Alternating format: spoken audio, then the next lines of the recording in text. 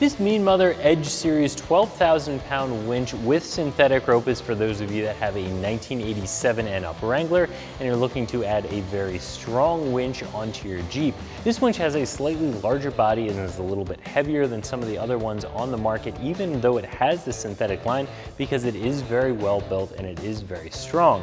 Now, it's not going to be as strong as some of those winches out there that have an integrated solenoid over the top. That's a little bit more of a one-piece design, but this is going to be very beefy as far as a winch goes, and for that you are going to have to spend a little bit more money. This is one of the more expensive winches that we have. Now, the general rule of thumb for pulling power is that you want your winch to be rated at about 1.5 times your loaded trail weight of your Jeep. So if you have a big, heavy 4-door JK, you're probably going to want to go with 12,000 pounds. If you have a lighter 2-door, not as much armor, you're not planning on getting buried up to the axles in mud, you can probably get away with a slightly lower pulling power on your winch and save you a few dollars there.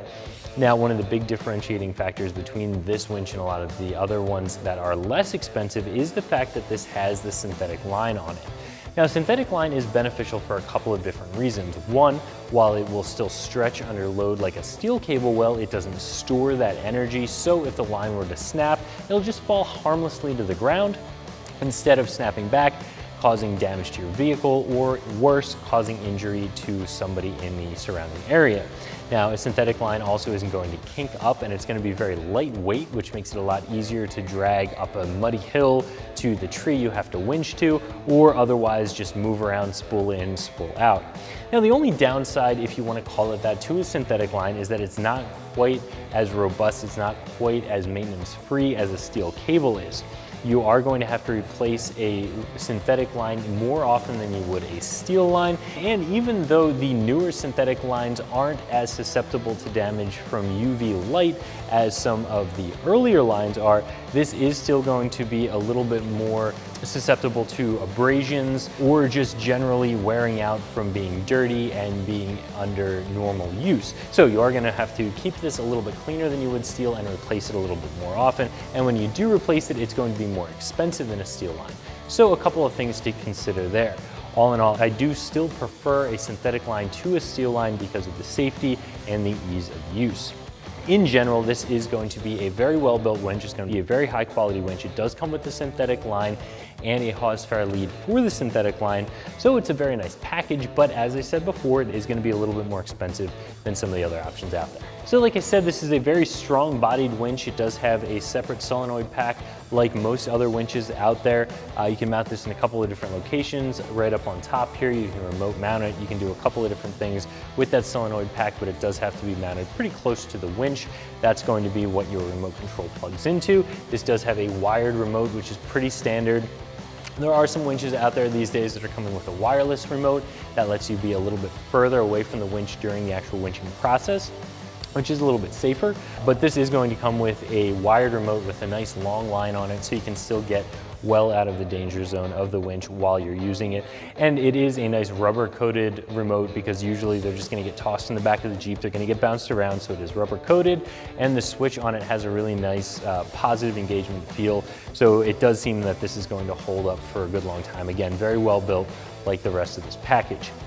Now, this winch actually produces a little bit less horsepower than some of the other winches, even less expensive winches on the market. Now, the reason for that is this is going to pull a little bit less power from your Jeep because it has a little bit less horsepower. So that's certainly going to be a good thing.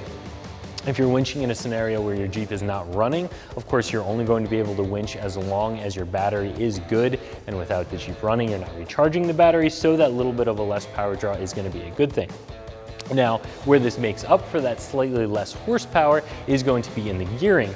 This is going to have a lower gear ratio, or a numerically higher gear ratio, which is going to allow it to be a very, very strong pull and pull a ton of weight even with the slightly less power. For the installation, this is going to be a pretty simple 1 out of 3 wrench install. It's going to take you probably about an hour to get it bolted up to your Jeep, and all you're going to need is a socket set and a winch plate or a winch ready bumper. Of course, you're going to need that for any winch out there that's not specific to this winch.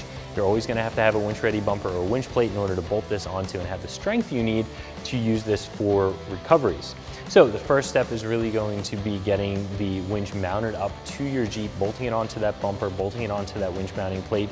Go ahead and mount your solenoid pack and connect all of the wires that go to the winch body itself, as well as feeding the rest of the wires, there's 2 of them, that go from the solenoid pack up through the grill, follow along the inside of the fender, and get connected onto the battery.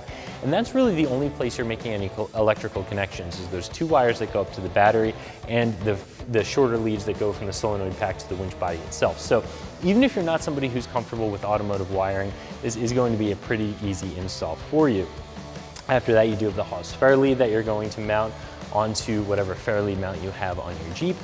You can pull the synthetic line through, attach the Clevis hook onto it, and make sure you throw your remote in your glove box so you're ready to go whenever you need your winch. So like I said, this is going to be a more expensive winch than some of the other ones out there. This comes in at right around $850. It is going to be a very strong winch. It has a lower power draw due to the lower horsepower, but still tons of strength due to the gear ratio that's built into it. So it does have some things going for it. Now, if you're looking for a specifically waterproof winch, there are some of those out there that are going to be a little bit less expensive than this. If you want an integrated solenoid pack, again, there are those versions out there, probably a little bit less expensive than this. But if you're just looking for a very high quality winch with a synthetic line that's going to be very strong, I think that this is going to be a nice option as long as you have a higher budget. So if you're looking for a premium, very high quality winch and you have a higher budget, I definitely recommend taking a look at this one from Mean Mother, and you can find it right here at ExtremeTerrain.com.